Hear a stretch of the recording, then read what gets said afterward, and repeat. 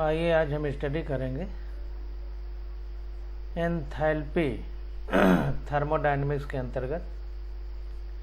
इसको एच से रिप्रेजेंट करते हैं। तो एंथैल्पी में का पॉइंट है, कह रहा है एक उपयोगी नया अवस्था फलन। एक उपयोगी नया अवस्था फलन।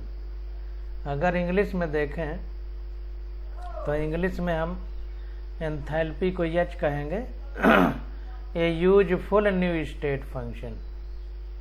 एक नया स्टेट फंक्शन है एंथैल्पी, और ये काफ़ी महत्वपूर्ण है, यूजफुल भी है, इसलिए इसके बारे में पढ़ना आवश्यक है। तो इसको देखते हैं। तो देखिए, कह रहा है कि हम जानते हैं कि स्थिर आयतन पर अवशोषित ऊष्मा आंतरिक ऊर्जा में परिवर्तन के तुल्य अर्थात delta U equal to Q V होती है। कह रहा है अगर आयतन को स्थिर रख दिया जाए, अभी हमने पढ़ा था कि जो आंतरिक ऊर्जा है उसमें कार्य द्वारा या ऊष्मा द्वारा परिवर्तन किया जा सकता है। तो वही बात कह रहा है कि अगर स्थिर आयतन को रख दिया जाए और अवशोषित ऊष्मा है, यानी निकाय में ऊष्मा आई है परिवेश के द्वारा, क्योंकि अवशोषित हुई है, इसका मतलब कि परिवेश से निकाय में आई है, तो आंतरिक ऊर्जा में परिवर्तन के तुल्य होगी जो है। तो वो कैसे होगी, क्योंकि ये जो ऊष्मा आई है यही आंतरिक ऊर्जा में परिवर्तन करेगी। तो इसको लिखेंगे delta U equal to Q V, क्योंकि वी का मतलब आयतन, वॉल्यूम। तो आयतन स्थिर है, इसलिए इसको क्यू वी लिखा गया। परंतु अधिकांश रासायनिक अभिक्रियाएं स्थिर आयतन पर न होकर फ्लास्क, परख नली आदि में स्थिर वायुमंडलीय दाब पर होती है। तो ध्यान दीजिए कि ज्यादातर रासायनिक क्रियाएं स्थिर आयतन पर न होकर के स्थिर वायुमंडलीय दाब पर होती हैं।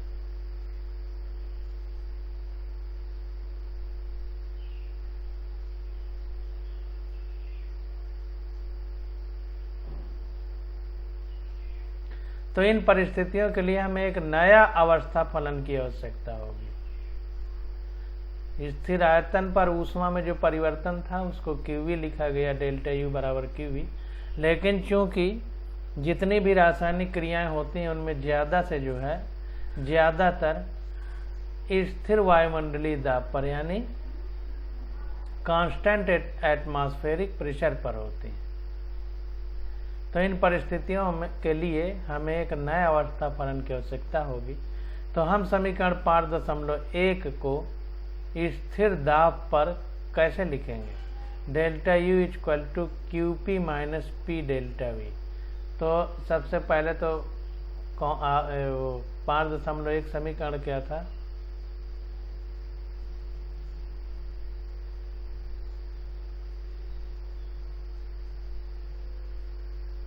Delta U equal to Q plus W था। अब स्थिर आयतन पर स्थिर दाब के लिए क्यू वी लिखे हैं, तो स्थिर आयतन के लिए पी लिख देंगे। पी का मतलब प्रेशर, वी का मतलब वॉल्यूम। वॉल्यूम को हिंदी में आयतन कहते हैं, प्रेशर को हिंदी में दाब कहते हैं।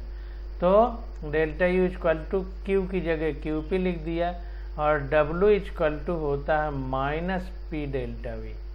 तो जब माइनस लिखेंगे तो प्लस वाला साइन माइनस हो जाएगा। तो इस प्रकार से हम लोग इसको लिख सकते हैं।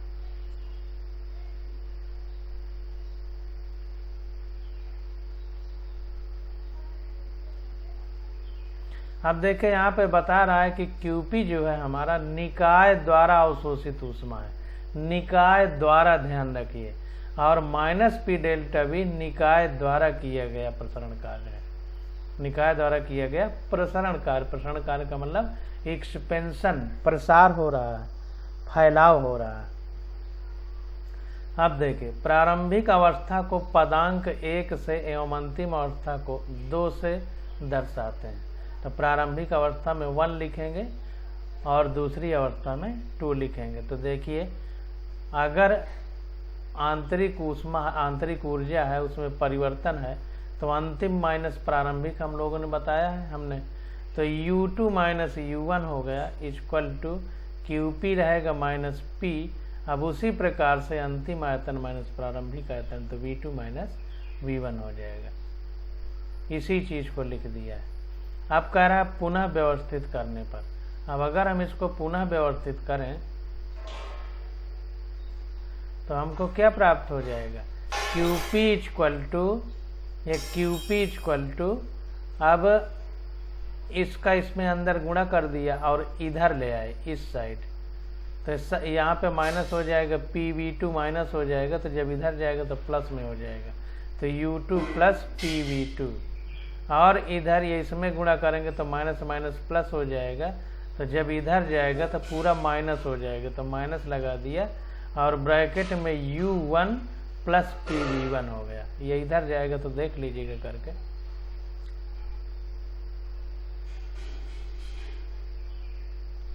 अब देखिए क्या कह रहा है, अब हम एक और ऊष्मागतिकी फलन को परिभाषित कर सकते हैं जिसे एंथैल्पी, ग्रीक शब्द में एंथैल्पियन, जिसका अर्थ गर्म करना या अंतर्निहित ऊष्मा होता है। तो ध्यान दीजिए कि एंथैल्पी का मतलब क्या होता है, गर्म करना या अंतर्निहित ऊष्मा। कुल मिलाकर के ऊष्मा वाली ऊर्जा को एंथैल्पी कहते हैं। तो इसको कह रहा है, इसको अंडरलाइन कर लीजिए। तो कह रहा है कि उसी चीज को अब हम इस प्रकार से लिख सकते हैं, H equal to U plus PV। QP जो है ऊष्मा है, तो QP को H इक्वल टू, ये पूरे को U प्लस PV लिखा है, H equal to U plus PV। तो कुल मिला करके इस फार्मूले से मतलब नहीं है, इससे अभी बता रहे हैं हम।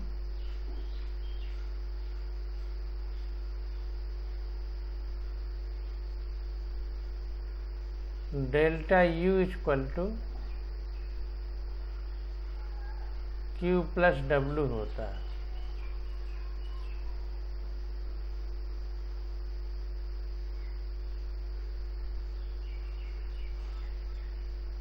तो ये हो जाएगा Q इक्वल टू, ये W इधर आ जाएगा, तो डेल्टा U माइनस W हो जाएगा, equal to delta U minus W का मान होता है माइनस P डेल्टा V। तो इसी को लिख दिया है, डेल्टा U को U माइनस माइनस प्लस हो जाएंगे, और P और डेल्टा V को लिख दिया है V। तो वही चीज़ आ गई है। Q को लिख दिया है H, एंथैल्पी को H से रिप्रेजेंट करते हैं, तो H लिख दिया है। तो सेम जो चीज़ है वही 5.1 इक्वेशन है, उसी को इस तरह से चेंज कर दिया है। अब देखिए यहाँ पर क्या कर रहा है, अतः समीकरण 5.6 हो जाती है। समीकरण 5.6 इस प्रकार से हो जाएगी। कह रहा है कि जैसे अब अगर हम दाब को कांस्टेंट करके जो ऊष्मा परिवर्तन की बात करें तो QP लिख सकते हैं। तो QP इक्वल टू हो जाएगा अंतिम ऊष्मा माइनस अंतिम एंथैल्पी माइनस प्रारंभिक एंथैल्पी। इसी को डेल्टा H लिख सकते हैं, इस प्रकार भी लिख सकते हैं। तो एक ही चीज को हम लोग कई तरीके से लिख सकते हैं, इसमें कोई शक नहीं है। बस हमको एक समीकरण प्राप्त हो और उस समीकरण के आधार पर डिफरेंट प्रकार से हम लिख सकते हैं। तो समीकरण 5.6 है, इसमें देखिए QP equal to H2 minus H1 लिख दिया। ये पूरे को एंथैल्पी में जो परिवर्तन हुआ है उसका अंतिम पद माइनस एंथैल्पी में जो परिवर्तन हुआ है उसका प्रारंभिक पद। इसमें 2 है, इसमें 1 है। तो इस प्रकार से लिख दिया है, उसी को इस तरह लिख दिया H2 माइनस H1 बराबर डेल्टा H। अब देखिए कह रहा है कि यद्यपि Q एक पथ आश्रित फलन है तथापि QP पथ से स्वतंत्र है। अब यहाँ पर देखिए यही सबसे महत्वपूर्ण बिंदु है कि कह रहा है कि यद्यपि Q एक पथ आश्रित फलन है। जो Q है हमारा ये पथ आश्रित फलन है। यानी पाथ डिपेंडेंट है, पथ पर डिपेंड करेगा। तथापि क्यूपी पथ से स्वतंत्र है। यहाँ पर देखिए काफी गलतियां हैं हिंदी वाली बुक में, इसको सुधार लीजिए। यद्यपि यच, इसको क्यूपी को काटिए, यद्यपि यच पथ से स्वतंत्र है, यानी यच हमारा अवस्था फलन है, स्टेट फंक्शन है। स्पष्टतः यच एक अवस्था फलन है, यही यद्यपि यच पथ से स्वतंत्र है, स्पष्टतः यच एक अवस्था फलन है। यच यू पी एवं वी का फलन है। जो यच है, यच यू पी एवं वी का फलन है, ये सभी अवस्था फलन, तो यच यू पी वी ये सब जो है स्टेट फंक्शन। इस प्रकार डेल्टा एच पाथ स्वतंत्र राशि है। तो जो डेल्टा एच है हमारा, ये पथ से स्वतंत्र राशि। अभी QP equal to delta H है, तो क्यूपी भी हो सकता है, क्यूपी भी लिख सकते हैं, लेकिन इंग्लिश वाली बुक में एच लिखा है, तो ये क्यूपी लिखिए या एच लिखिए, एक ही बात है, क्योंकि पी कांस्टेंट हो गया है, तो पी तो है ही अवस्था फलन। तो क्यूपी एच पथ से स्वतंत्र है। स्पष्टतः एच एक अवस्था फलन है, एच यू पी एवं वी का फलन है, ये सभी अवस्था फलन है। इस प्रकार डेल्टा एच पथ स्वतंत्र राशि है। तो डेल्टा एच जो है पथ पे डिपेंड नहीं करती। अब यहां से अंत तक अंडरलाइन कर लीजिए।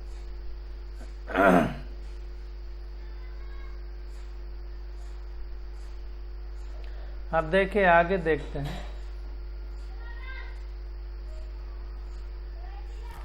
अब देखिए कह रहा है कि स्थिर दाब पर परिमित परिवर्तनों के लिए समीकरण 5.7 को लिखा जा सकता है। तो परिमित मतलब कि सीमित जो है, बहुत ज़्यादा परिवर्तन ना हो। अगर परिमित है, सीमित परिवर्तन है, तो 5.7 को इस प्रकार से लिखा जा सकता है।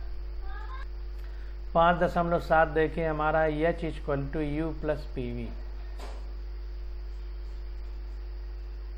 तो H equal to U plus P V को delta H equal to delta U plus delta P V, क्योंकि पी स्थिरांक है अतः हम लिख सकते हैं।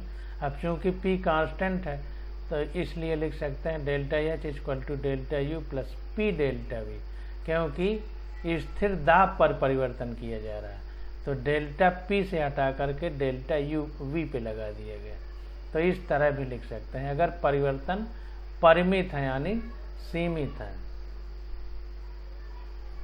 फॉर फाइनाइट चेंज यानी इनफाइनाइट अनंत परिवर्तन के लिए नहीं, अगर सीमित परिवर्तन हो, फाइनाइट चेंज हो, तो उसके लिए इस प्रकार से हम लोग लिख सकते हैं। अब देखिए यहाँ पे बता रहा है, कह रहा है उल्लेखनीय है कि जब स्थिर दाब पर ऊष्मा अवशोषित होती है तो यथार्थ में हम एंथैल्पी में परिवर्तन माप रहे होते हैं। तो कह रहा है कि यह बात बहुत महत्वपूर्ण है कि जब दाब स्थिर होता है, तो दाब जब स्थिर होगा तो ऊष्मा अवशोषित हो रही है, तो यथार्थ में हम एंथैल्पी में परिवर्तन माप रहे होते हैं। कि मतलब जब दाब स्थिर है और ऊष्मा अवशोषित हो रही है निकाय में, तो हम जो नाप रहे होते हैं तो हकीकत में वो एंथैल्पी में परिवर्तन ही नाप रहे होते हैं। याद रखें कि delta H equal to Q P स्थिर दाब पर अवशोषित ऊष्मा है। तो ध्यान दीजिए कि कुल मिलाकर के बात वही है, बस केवल उसको थोड़ा सा घुमा दिया है कि वही ऊष्मा ही है, बस स्थिर दाब पर है, तो उसी को हम लोग डेल्टा एच यानी एंथैल्पी में परिवर्तन कह रहे हैं। तो अब देखिए ऊष्मा क्षेपी अभिक्रियाओं के लिए डेल्टा एच ऋणात्मक होता है। ऊष्मा क्षेपी का मतलब जो ऊष्मा निकालती हैं, एक्जियोथर्मिक, और ऊष्मा अवशोषी का मतलब जो ऊष्मा सोखती हैं।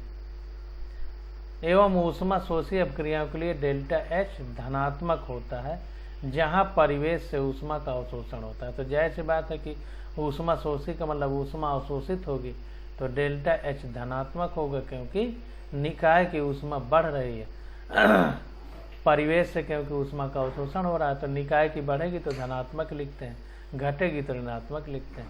अब देखिए अब आ जाता है स्थिर आयतन पर अभी हमने स्थिर दाब की बात की, अब स्थिर आयतन को भी समझ लेते हैं। तो कह रहा है कि स्थिर आयतन यानी डेल्टा V बराबर 0। जब आयतन स्थिर हो जाएगा तो आयतन में परिवर्तन नहीं होगा, तो परिवर्तन 0 हो गया। पर delta U equal to QV। अब क्या होगा, पहले delta U equal to QP करते थे, अब delta U equal to QV हो गया। अतः समीकरण 5.8 क्या हो जाएगी, delta H equal to delta U equal to QV हो जाएगा। ये स्थिर आयतन पर हो जाएगा।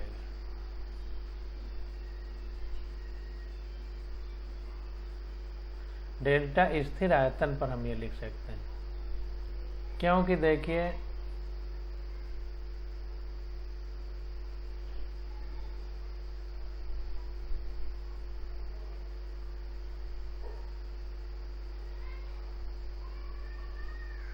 यहाँ पर देखिए W equal to minus P delta भी होता है, तो ये जो है हमने माइनस पी डेल्टा भी लिख दिया। अब ये हो गया हमारा QV। अब देखो ये माइनस डेल्टा भी 0 है, तो ये पूरा 0 हो जाएगा, ये पूरा इतना 0 हो गया। तो delta U equal to QV के बराबर आ गए कि नहीं, तो वही delta U equal to QV के बराबर लिख दिया।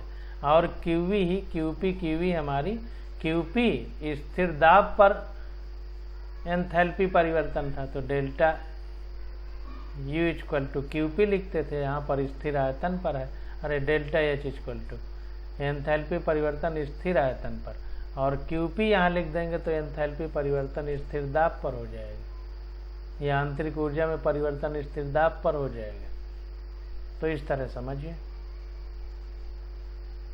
अब देखिए क्या कह रहा है, कह रहा है वे निकाय जिनमें केवल ठोस या द्रव अवस्थाएं होती हैं, मतलब गैस अवस्था नहीं होती, में डेल्टा H एवं डेल्टा U के मध्य अंतर सार्थक नहीं होता, क्योंकि ठोस एवं द्रव में गर्म करने पर आयतन में कोई विशेष परिवर्तन नहीं होता है। तो बहुत इंपॉर्टेंट बात है, इसको ध्यान दीजिए कि अगर ठोस और द्रव है, ठोस और द्रव अवस्था है, तो उसमें क्या होगा कि जो आयतन में परिवर्तन है वो बहुत कम होता है, इतना कम होता है कि उसको हम नकारात्मक मान सकते हैं। तो वही कह रहा है कि कोई विशेष परिवर्तन नहीं होता। यदि गैसीय अवस्था हो तो इसमें अंतर सार्थक होता है, यानी परिवर्तन पर्याप्त मात्रा में होता है जिसकी हम गणना कर सकते हैं। हम एक ऐसी अभिक्रिया पर विचार करते हैं जिसमें गैसें शामिल हैं।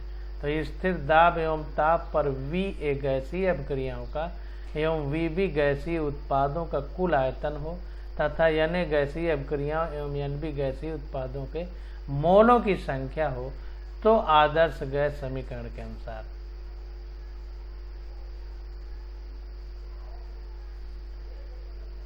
तो कह रहा है कि अब चूंकि गैस और ठोस और द्रव में विशेष परिवर्तन नहीं होता है आयतन में और दाब में, ठोस एवं द्रव में,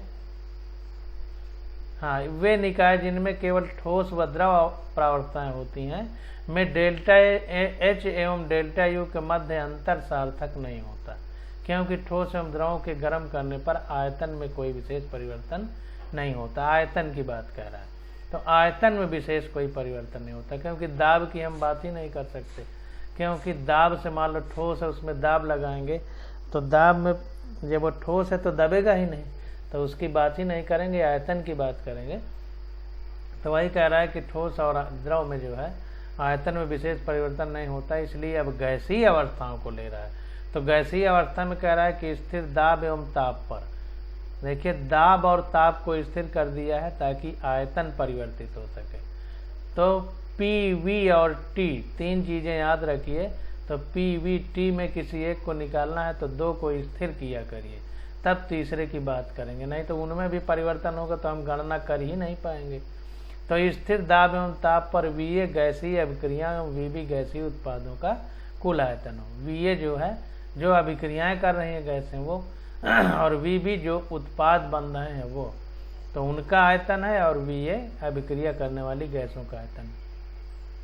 और अभिक्रिया करने वाले मोलों की संख्या NA है, और उत्पाद जो बन रहे हैं उनके मोलों की संख्या NB है।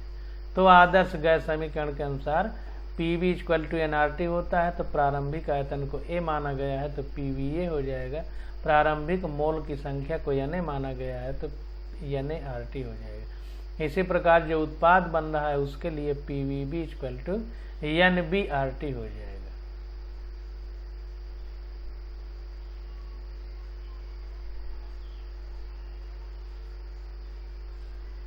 अब देखिए समीकरण 2 में से एक को घटा दिया है तो PVB minus PVA equal to NBRT minus NaRT, तो ये आ जाएगा NB माइनस NaRT, ये कॉमन हो जाएगा तो P फिर इस इधर कॉमन हो जाएगा तो VB minus VA equal to NB minus NaRT हो जाएगा, यानी P delta B equal to delta N GRT हो गया। G का मतलब गैसीय उत्पादों के मोलों की संख्या।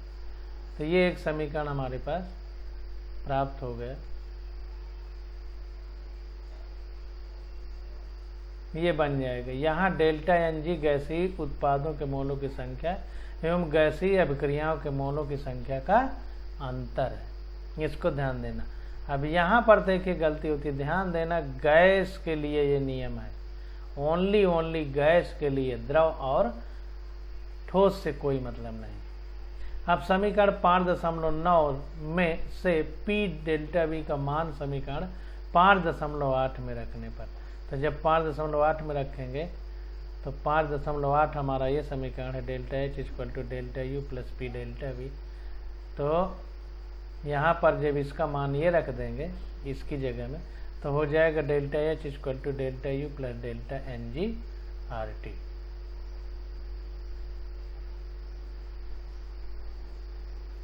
समीकरण 5.10 का उपयोग डेल्टा H से डेल्टा U या डेल्टा U से डेल्टा H का मान ज्ञात करने में किया जाता है।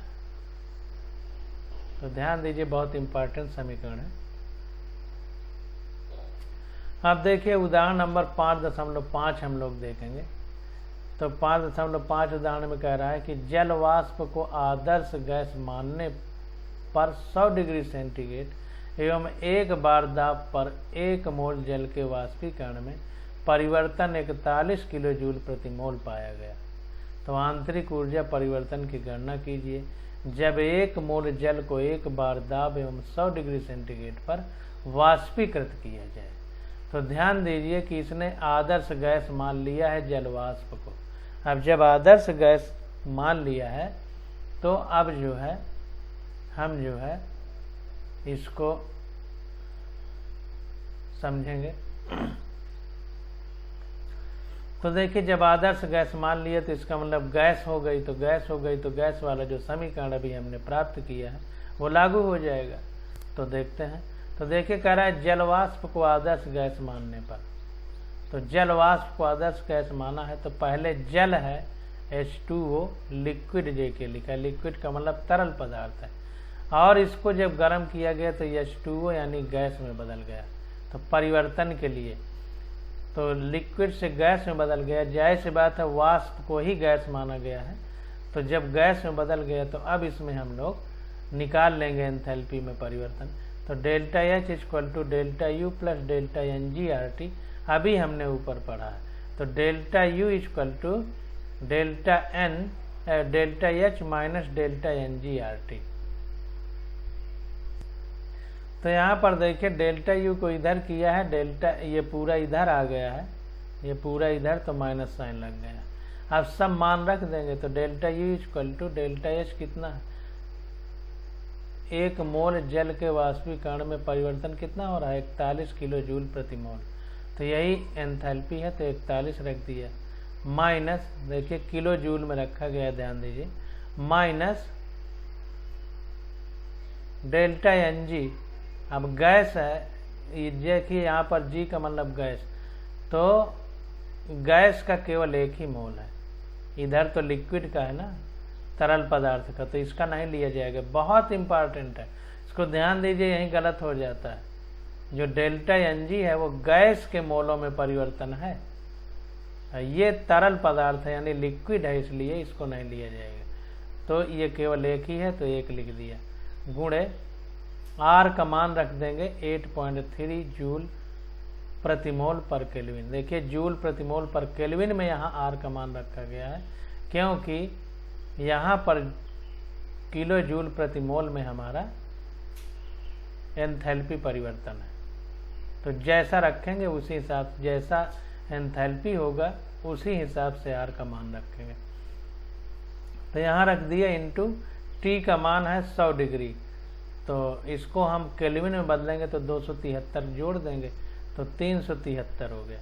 तो ये आ गया 41 किलो जूल प्रति मोल माइनस 3.096 किलो जूल प्रति मोल आ जाएगा। तो ये आ जाएगा 37.904 किलो जूल प्रति मोल हो जाएगा। ये आंतरिक ऊर्जा में परिवर्तन। अब यहाँ पर देखिए ये किलो जूल में है और ये जूल में है, तो जब गुणा किया गया होगा तो कहीं 10⁻³ विधि काट करके ये आया होगा तो किलो जूल में बना है। तो इसको अपना करके देखिएगा, कैलकुलेशन है सिर्फ। तो आंसर आ गया 37.904 किलो जूल प्रति मोल सॉल्व करने पर। अब अगला खंड है खा हमारा, विस्तीर्ण एवं गहन गुण। इसको इंग्लिश में बोलते हैं एक्सटेंसिव एवं इंटेंसिव प्रॉपर्टी। बहुत इंपॉर्टेंट है, एक्सटेंसिव एवं इंटेंसिव प्रॉपर्टी हर जगह पूछी जाती है, बहुत इंपॉर्टेंट है नीट के लिए। तो एक्सटेंसिव को विस्तीर्ण और इंटेंसिव को गहन गुण कहते हैं। तो इनको समझने का प्रयास करते हैं। तो ध्यान दीजिएगा, ध्यान से समझिएगा। देखिए विस्तीर्ण एवं गहन गुणों में भेद किया गया है, यानी एक्सटेंसिव एवं इंटेंसिव प्रॉपर्टी में भेद किया गया है। विस्तीर्ण यानी एक्सटेंसिव गुण वो गुण है जिसका मान निकाय में उपस्थित द्रव्य की मात्रा यानी आमाप साइज पर निर्भर करता है। ध्यान दीजिए, बहुत इंपॉर्टेंट कि जो विस्तीर्ण गुण है हमारा, जिसको एक्सटेंसिव प्रॉपर्टी कहते हैं, वो किस पर डिपेंड करेगा? द्रव्य की मात्रा पर यानी क्वांटिटी पर या साइज पर निर्भर करता है।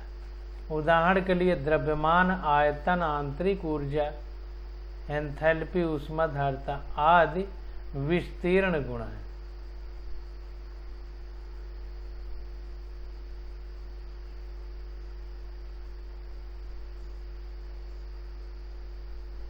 आदि जो है विस्तीर्ण गुण है। तो विस्तीर्ण एवं गहन गुण यानी एक्सटेंसिव एवं इंटेंसिव प्रॉपर्टी बहुत इंपॉर्टेंट है। तो देखिए वो गुण जो द्रव्य की मात्रा या साइज पर निर्भर करेंगे। तो द्रव्यमान है, अगर साइज बढ़ा देंगे तो बढ़ जाता है, घटा देंगे तो घट जाएगा।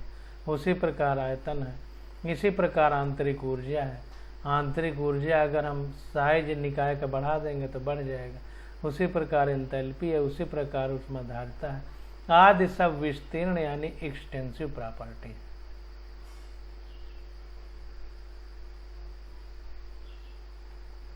अब आगे देखते हैं।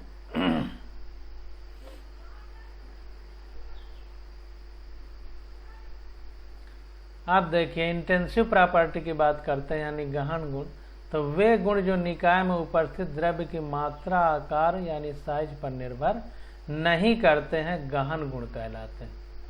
इनसे कोई मतलब नहीं है कि निकाय की साइज क्या है, क्या कैसे है। इनसे सिर्फ इस बात से मतलब है कि निकाय है तो ये पाए जाएंगे।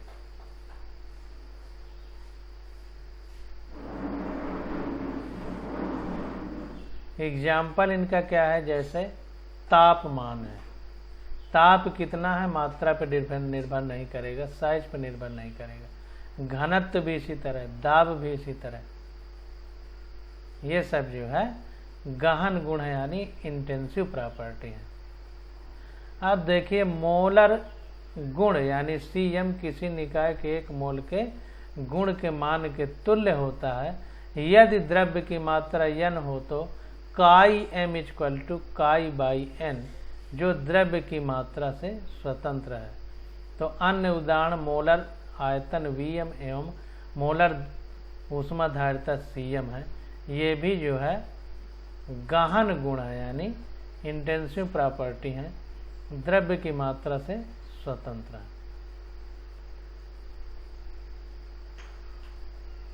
तो अब देखिए यहाँ पर बता दिया है कि द्रव्य की मात्रा यन गहन गुण नहीं है। ध्यान दीजिएगा इस बात को कि द्रव्य की मात्रा n गहन गुण नहीं है। द्रव्य की मात्रा किस स्थिति में गहन गुण है उसको समझने का प्रयास करिए। तो इस बात को ध्यान देना है कि द्रव्य की मात्रा गहन गुण नहीं है, इंटेंसिव प्रॉपर्टी नहीं है। क्या है?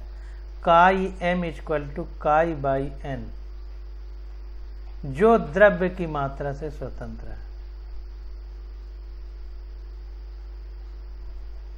तो यहां पर इस लाइन को बारीकी से समझिए। कह रहा है मोलर गुण Cm जिसको कह रहा है किसी निकाय के 1 मोल के गुण के मान के तुल्य होता है। तो 1 मोल के मान के तुल्य होगा जब मोलर गुण जो है, तो कितना भी मात्रा हो, हमको तो 1 मोल से मतलब है। तो जो 1 मोल के गुणों से तुल्य होगा वो इंटेंसिव प्रॉपर्टी होगी, वो मात्रा पर निर्भर नहीं करेगी। तो ध्यान देना है कि यन हमारा गहन गुण नहीं है, लेकिन 1 मोल से संबंधित जो गुण हैं वो सब गहन गुण में आएंगे। जैसे काई m इक्वल टू काई बाई n होता है, जो द्रव्य की मात्रा से स्वतंत्र है। अन्य उदाहरण जैसे मोलर आयतन Vm एवं मोलर धारिता Cm है, ये भी जो है हमारे गहन गुण है, इसको ध्यान देना है। तो यहाँ से लेकर के पूरा अंडरलाइन कर लीजिए।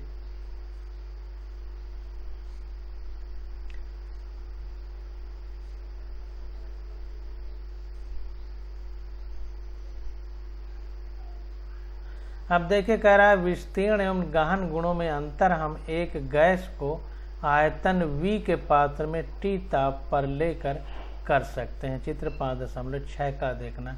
तो कह रहा है एक्सटेंसिव और इंटेंसिव जो प्रॉपर्टी हैं, यानी विस्तीर्ण और जो गहन गुण है, तो इनको हम इस प्रकार से समझ सकते हैं। अब इसको देखिए कैसे इसमें चेंज हो रहा है।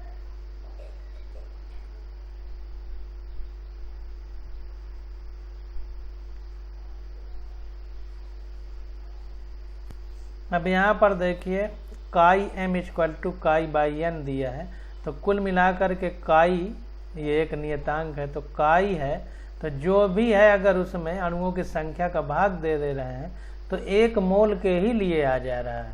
तो इसलिए ये सब गहन गुण के अंतर्गत आएंगे। अब आगे देखते हैं। ये देखिए आयतन V एवं ताप T पर एक गैस खा क्या है, विभाजक के द्वारा आयतन का आधा होना। तो इसको समझते हैं। अब देखिए कह रहा है अब यदि विभाजक के द्वारा आयतन आधा कर दिया जाए, जैसा चित्र 5.6 के खा में किया गया है। देखिए आयतन आधा हो गया V/T, इधर भी आधा हो गया V/T हो जाए, परंतु यह ताप समान ही रहता है, परंतु यह ताप समान ही रहता है। अतः स्पष्ट है कि आयतन विस्तीर्ण गुण है जबकि ताप गहन गुण है। तो अगर हम आयतन आधा कर दें तो जाहिर सी बात है कि आयतन तो आधा हो जा रहा है, लेकिन तापमान आधा नहीं हो रहा। तापमान उतना ही है जितना पहले। जैसे पानी है, अब 1 गिलास में लिए हो, अब 1 गिलास पानी को आधा गिलास 2 गिलासों में भर दो, तो आयतन तो आधा हो गया, लेकिन ताप जो जितना टेम्परेचर है वो तो पानी का उतना रहेगा ना। तो टेम्परेचर हमारा इंटेंसिव प्रॉपर्टी है, मात्रा पर निर्भर नहीं करती, यानी गहन गुण है। और आयतन हमारा एक्सटेंसिव प्रॉपर्टी है, क्योंकि मात्रा पर निर्भर करती है। तो एक्सटेंसिव यानी विस्तीर्ण गुण है हमारा आयतन। तो इस प्रकार से हमको समझना है। अब आगे देखिए हमारा आ जाता है ऊष्माधारिता। जाहिर सी बात है कि नाम से ही जैसा पता चल रहा है कि ऊष्मा को धारण करने की बात हो रही है। हीट कैपेसिटी, कितनी क्षमता है ऊष्मा को रखने की, यानी ऊष्मा धारिता। तो देखिए कह रहा है इस उपखंड में हम देखते हैं कि निकाय को अंतरिम ऊष्मा कैसे मापी जाती है। तो निकाय की होना चाहिए आंतरिक ऊष्मा कैसे नापी जाती है। इसको इंग्लिश में देख लेते हैं थोड़ा। In this subsection let us see how to measure heat transferred to a system. यानी जो सिस्टम है यानी निकाय है उसको हीट जो प्रदान की जा रही, ट्रांसफर हो रही है, मतलब एक जगह से दूसरी जगह जा रही है, तो उसको कैसे नापा जाए, इस बात की हम लोग यहाँ पर चर्चा करेंगे। तो कह रहा है इस उपखंड में हम देखेंगे कि निकाय को अंतरित ऊष्मा यानी ट्रांसफर की गई ऊष्मा हीट कैसे मापी जाती, तो इसको ध्यान दीजिए।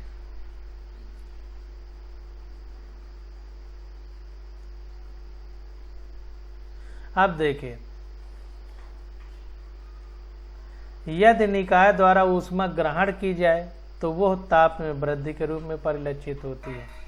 ताप में वृद्धि अंतरित ऊष्मा के समानुपाती है। ऐसी बात है कि जब हम निकाय को ऊष्मा देंगे तो ताप निकाय का बढ़ेगा ही, तो इसीलिए कह रहा है कि ताप वृद्धि के रूप में परिलक्षित होती है, मतलब दिखाई देती है। अब ताप में वृद्धि अंतरित ऊष्मा के समानुपाती होती है।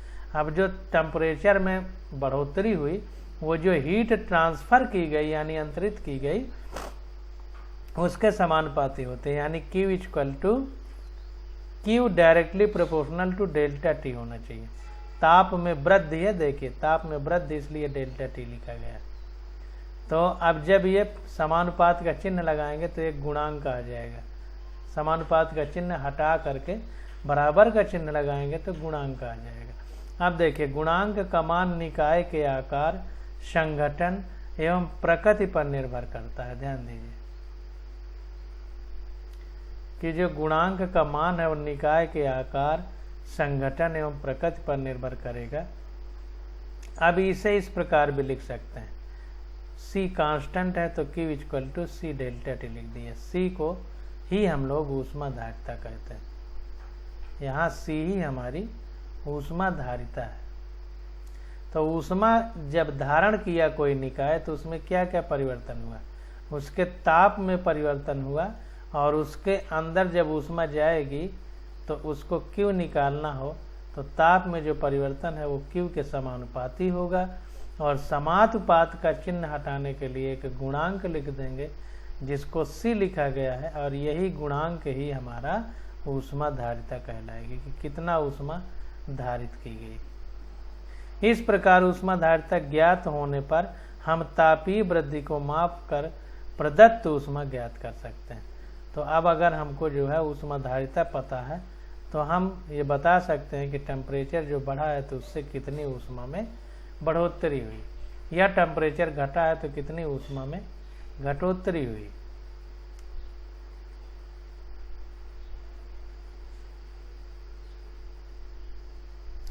अब देखिए आगे कह रहा है कि यदि C ज्यादा है तो ऊष्मा से तापीय वृद्धि अल्प होती है। अगर C ज्यादा है, ध्यान दीजिए, C ज्यादा होगी, अगर C ज्यादा होगी तो डेल्टा T इधर जाएगा। तो अगर C ज्यादा है तो क्या कह रहा है, यदि C ज्यादा है तो ऊष्मा से तापीय वृद्धि अल्प होती है। अब देखिए C ज्यादा है तो Q को हमको नियत रखना है, तो C ज्यादा है तो डेल्टा T को कम होना पड़ेगा। तो इसीलिए कह रहा है कि C ज्यादा है तो डेल्टा T जो है कम होना पड़ेगा, यानी ताप में बढ़ोतरी कम होगी। क्योंकि Q को स्थिर रखना है तो इसको स्थिर रखने के लिए अगर इसको बढ़ा रहे हैं तो इसको घटाना पड़ेगा। तो वही चीज यहाँ पर लिखा गया है कि यदि C ज्यादा है तो ऊष्मा से तापीय वृद्धि अल्प होती है। जल की ऊष्मा धारिता अधिक है, इसका अर्थ यह है कि इसका ताप बढ़ाने के लिए बहुत अधिक ऊर्जा चाहिए। तो C पदार्थ की मात्रा के समानुपाती है। किसी पदार्थ की मोलर धारिता Cm इक्वल टू C/N, 1 मोल की धारिता है। तो अब ध्यान दीजिए, जो धारिता है ये हमारी एक्सटेंसिव प्रॉपर्टी है। C जो है एक्सटेंसिव प्रॉपर्टी है, विस्तरण गुण जिसको कहते हैं। और Cm जो मोलर धारिता है ये हमारी गहन गुण है। ध्यान दीजिए, गहन गुण, क्योंकि प्रति मोल की बात आ गई, 1 मोल की बात आ गई। तो अब ये मात्रा पे निर्भर नहीं है, क्योंकि प्रति मोल तो उतना रहेगा। तो इसलिए ऊष्मा धारिता मोलर अगर कह दिया जाए तो ये इंटेंसिव यानी गहन गुण है, और अगर केवल ऊष्मा धारिता कहा जाए तो ये हमारी विस्तरण गुण है यानी एक्सटेंसिव प्रॉपर्टी। यह ऊष्मा की वो मात्रा है जो 1 मोल पदार्थ का ताप 1 डिग्री सेंटीग्रेड या 1 केल्विन बढ़ाने के लिए आवश्यक होती है। तो जाहिर सी बात है कि 1 मोल लिया जाएगा, ऊष्मा की मात्रा को जो है 1 डिग्री या सेंटीग्रेड बढ़ाने के लिए जितनी ऊष्मा की जरूरत होती है उसी को ऊष्मा धारिता कहते हैं। अब देखें यहाँ पर जो फार्मूला है तो Q है, C जो है, अब इसको 1 अगर बढ़ाएंगे 1 लिख दें तो Q बराबर C हो जाएगा, अगर 1 लिख दें डेल्टा T के। तो वही कह रहा है कि 1 केल्विन बढ़ाने के लिए जो भी ऊष्मा की जरूरत होगी, क्योंकि Q बराबर C आ जाएगा जब 1 रख देंगे। तो वही कह रहा है कि 1 डिग्री सेंटीग्रेड या 1 केल्विन तापमान बढ़ाने के लिए जब बढ़ाएंगे तो यहाँ पर 1 रखेंगे तो Q बराबर C आ जाएगा। तो C का मतलब Q ही है, तो मतलब जितनी ऊष्मा बढ़ेगी वही हमारी ऊष्मा धारिता होगी।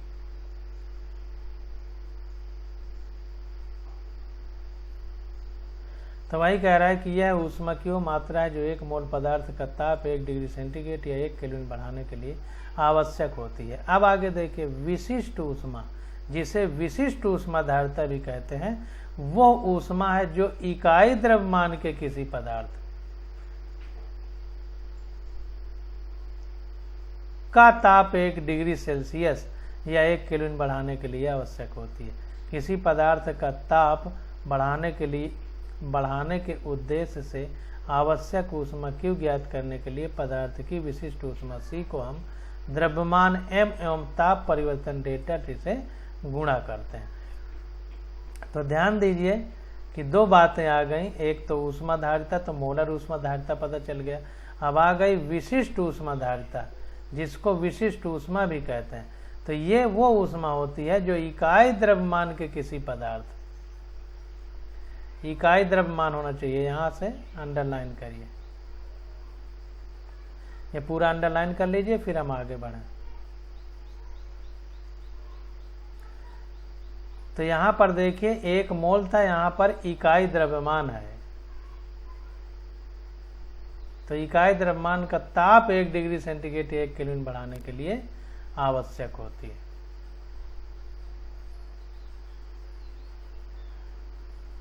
अब कह रहा है कि किसी पदार्थ का ताप बढ़ाने के उद्देश्य से आवश्यक ऊष्मा Q ज्ञात करने के लिए पदार्थ की विशिष्ट ऊष्मा C को हम द्रव्यमान M एवं ताप परिवर्तन डेल्टा T से गुणा करते हैं। तो Q equal to C delta T था, लेकिन अब यहाँ पर द्रव्यमान आ गया तो M का गुणा कर दिया, तो ये आ गया Q equal to capital C है। यहाँ पर देखिए स्मॉल c था, यहाँ पर कैपिटल C है।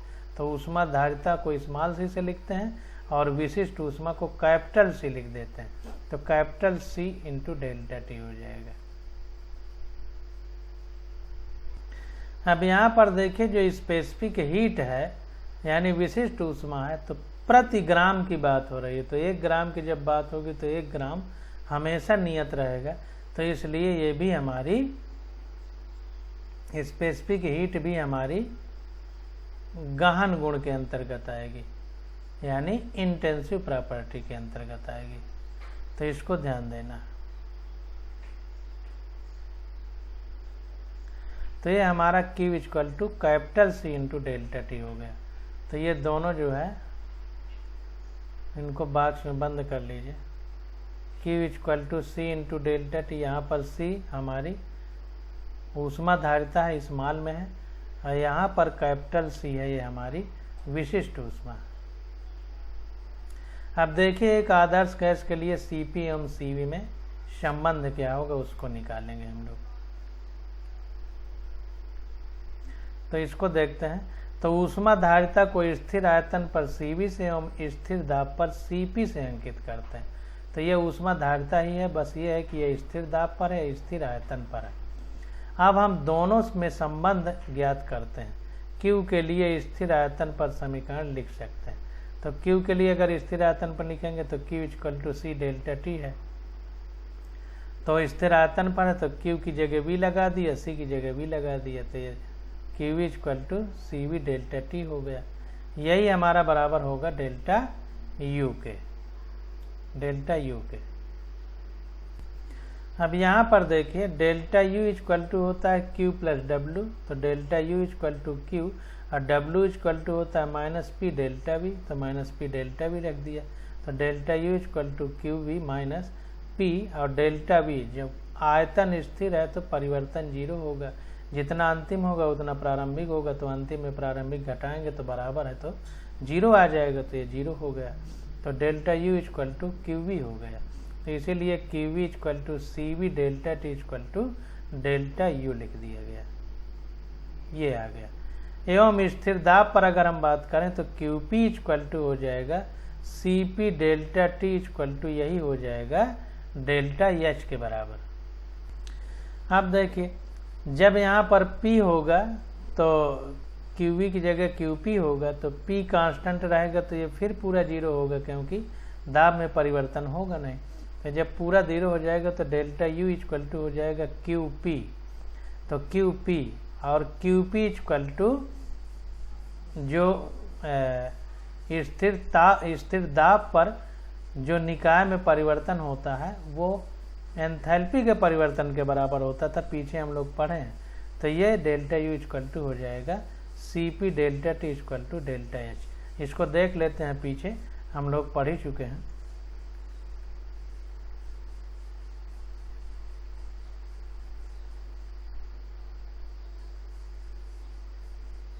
ये देखिए delta H equal to QP,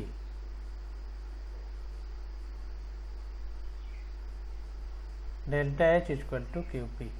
अब यहाँ पर देखिए जब आयतन स्थिर है तो भी जीरो है, तो delta H equal to delta U equal to QV है। अब याद रखें कि delta H equal to QP स्थिर दाब पर अवशोषित ऊष्मा है और ये delta H equal to QV है, और यही डेल्टा U यानी आंतरिक ऊष्मा ऊर्जा में परिवर्तन के बराबर है।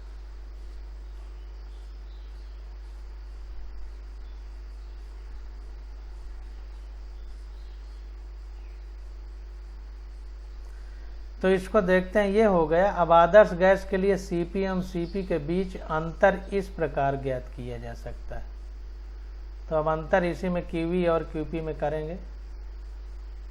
तो यहाँ पर देखिए 1 मोल आदर्श गैस के लिए delta H equal to delta U plus P bracket में डेल्टा ब्रैकेट में PV हो जाएगा इक्वल टू। अब यहाँ पर देखिए delta U equal to Q minus W होता है, W equal to minus P delta V होता है, तो माइनस माइनस प्लस हो जाएगा जब W की जगह माइनस P डेल्टा V रखेंगे, तो delta U equal to Q plus P delta V आ जाएगा।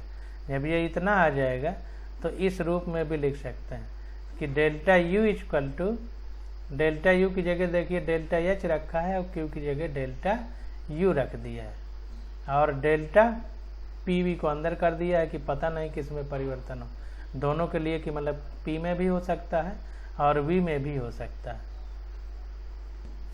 यहाँ पर देखिए QV equal to CV delta T बराबर डेल्टा U है, और QP equal to CP delta T equal to delta H है। तो आदर्श गैस के लिए Cp एवं Cp के बीच अंतर इस प्रकार ज्ञात किया जा सकता है।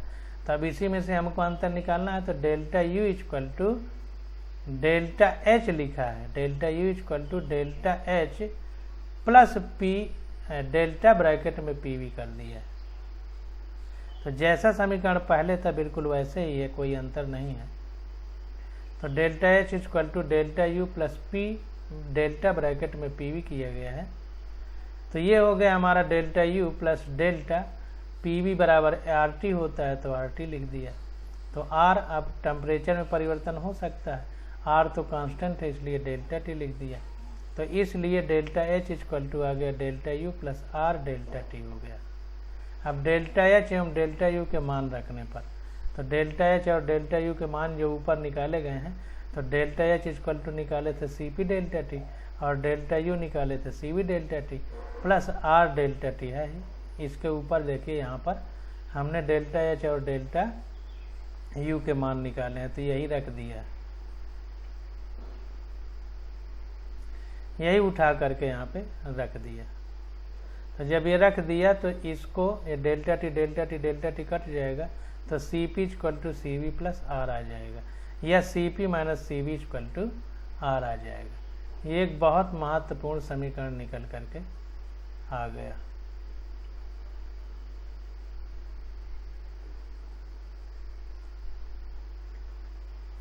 अब आगे हमारा आ जाता है डेल्टा यू एवं डेल्टा एच का मापन। इसी को कैलोरीमित या अंग्रेजी में कैलोरीमेट्री कहते हैं कि डेल्टा यू यानी आंतरिक ऊर्जा और एंथैल्पी में परिवर्तन को कैसे नापेंगे। ये हमारे पास एक चैलेंज का विषय है। अब देखें यहाँ पर ये कैसे लिखा गया है, इसको हम सब कुछ भूल जाए तो भी लिख सकते हैं कि एंथैल्पी में परिवर्तन क्या है, आंतरिक ऊष्मा में जो परिवर्तन है उसमें कितना कार्य किया गया। जो कार्य किया जाएगा वो आंतरिक ऊर्जा जो है उसी में जुड़ेगा, तो इसको जोड़ दिया और जुड़ करके ही परिवर्तन करेगा, तो वही डेल्टा एच यानी एंथैल्पी में परिवर्तन हो गया। तो इस प्रकार से यहाँ आज तक हम लोगों ने पढ़ लिया है। अब अगले लेक्चर में स्टडी करेंगे, आज बस यहीं तक।